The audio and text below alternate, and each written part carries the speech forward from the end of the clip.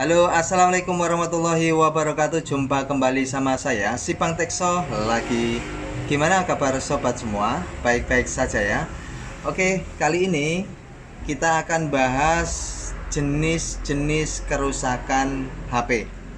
Jadi sebetulnya apa aja sih kerusakan HP, kita akan bahas.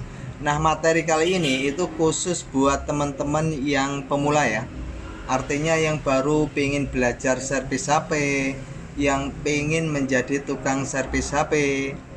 Kalau yang sudah tahu silakan skip saja.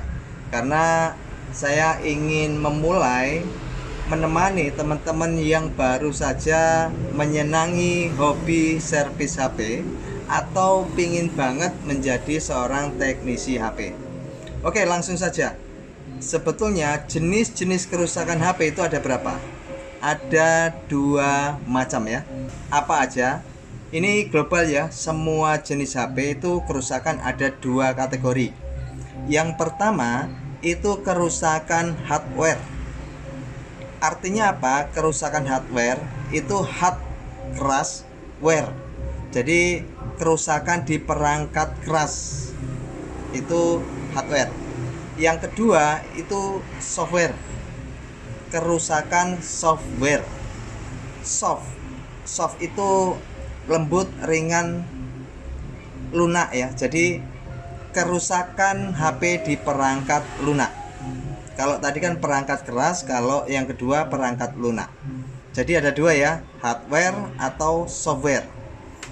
Nah, untuk dua jenis kerusakan ini, fakta di lapangan itu teknisi HP nggak semuanya mampu menguasai kedua-duanya. Ada yang pertama spesialis hardware, artinya tuh dia hanya memperbaiki HP yang rusaknya di mesin. Hardware keras ya, perangkat keras atau mesin. Yang kedua hanya fokus di software, perangkat lunak. Contoh kasus ya ngeflash, tembak FRP, tembak iCloud, tembak miCloud. Jadi macam-macam. Itu kategori software. Nah, mungkin ada bertanya, kalau saya masuk mana? Saya masuk nggak jelas. Kadang ya hardware, kalau kadang sesekali kalau dapat kasus ngeflash atau yang lainnya ya software ya. Nah, tinggal mantapkan mana teman-teman yang mau belajar tuh, mau ke hardware atau ke software. Tapi kalau saran saya itu pelajari kedua-duanya itu lebih bagus ya. Oke, yang pertama itu tadi hardware ya. Hardware itu peluangnya di dunia teknisi HP ya, servis HP ini lebih banyak kerjaannya. Karena kebanyakan servis HP ya kerusakan di mesin. Untuk di bagian perangkat lunak jarang ya. Jadi bisa disimpulkan kalau menguasai hardware atau mesin, peluang untuk mendapat kerjaan, mendapat servisan itu lebih besar, lebih sering ditemui. Itu yang hardware. Kalau software itu ya jarang ya, kadang seminggu ada aja yang lupa akun email atau lupa sandi, lupa pola, itu ada aja ya. Itu yang software. Lalu kira-kira enak mana nih, menguasai software atau hardware? Nah, ini kita akan bahas ya. Yang pertama, kalau hardware, kelebihannya dan kekurangannya kita akan bahas. Kelebihan di kita fokus di hardware itu ada banyak servisan masuk. Nah, itu kelebihan ya. Karena kan sebagian besar HP rusak tuh mesin ya. Intinya lebih banyak dapat job, dapat kerjaan, dapat servisan di hardware ya. Lalu kelemahannya apa? Kelemahannya kalau kita di hardware itu sering pusing, sering gabut. Karena hardware itu lebih sulit ya. Kita mesti fokus di titik-titik yang kecil, perbaikan komponen yang kecil. Dengan begitu kita ya kadang efeknya apa ya? Mata semakin tahun semakin apa ya? Daya lihatnya tuh kurang ya. Kayak saya ini kan sampai sekarang lumayan besar ya, lumayan besar saya ini, yaitu efek karena sering ngoprek mesin yang komponennya itu kecil ya, lebih rumit ya, lebih rumit. Lalu ya sering duduk berjam-jam, itu sebuah kelemahan juga, karena kalau nggak diimbangi minum kan jadi efek ke depannya tuh bisa penyakit ya. Lalu nah ini hembusan blower ya, ini blower. Kalau kita lagi ngangkat IC, ngangkat komponen itu kan kita tambahin fluk di komponen itu, lalu kalau fluk kena panas dia berasap dan menghirup kita. Jadi itulah kelemahan-kelemahan di hardware ya. Oke, kita langsung ke software. Nah, software ini perangkat lunak ya. Kelebihan kelemahannya, kelebihannya software seperti kerja kantoran. Kenapa? Karena dengan seperti inilah software. Ini software ya.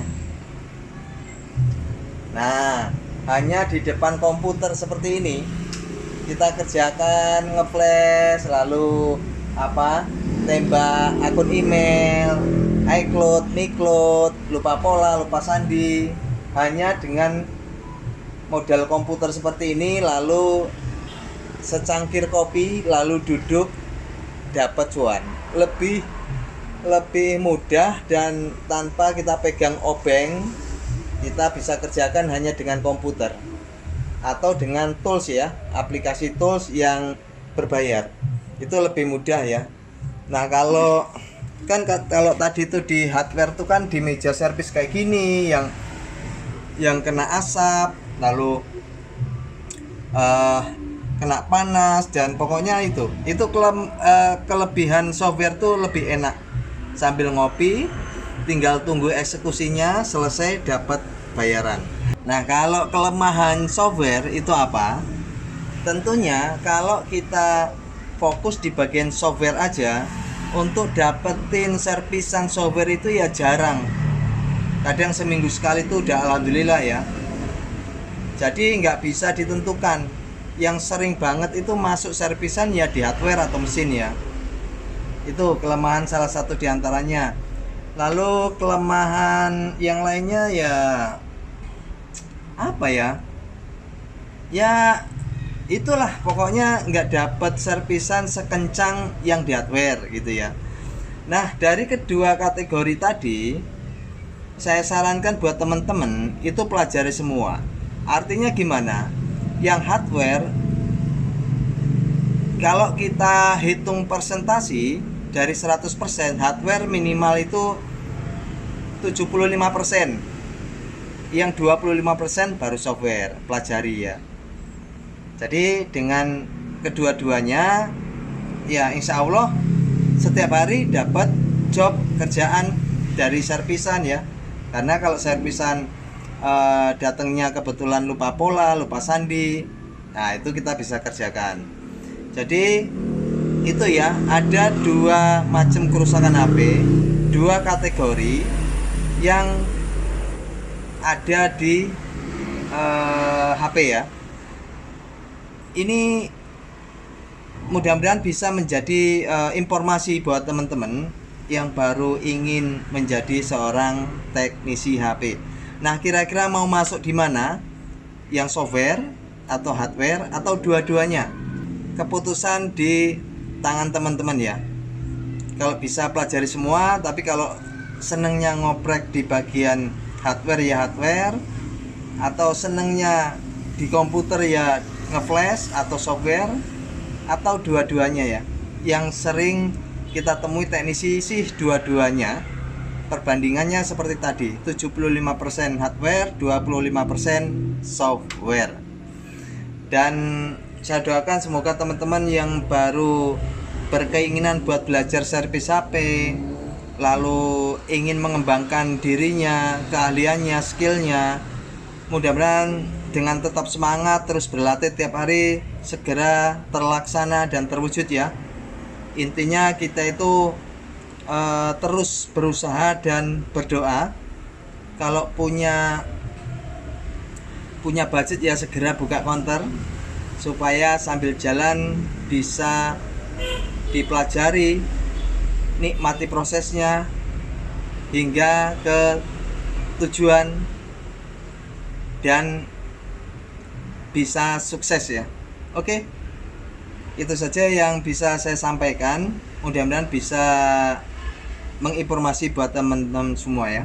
Saya doakan semoga sehat selalu, dilancarkan usahanya, dipermudah rezekinya, amin. Tetap semangat, sampai jumpa. Bye bye. Assalamualaikum warahmatullahi wabarakatuh.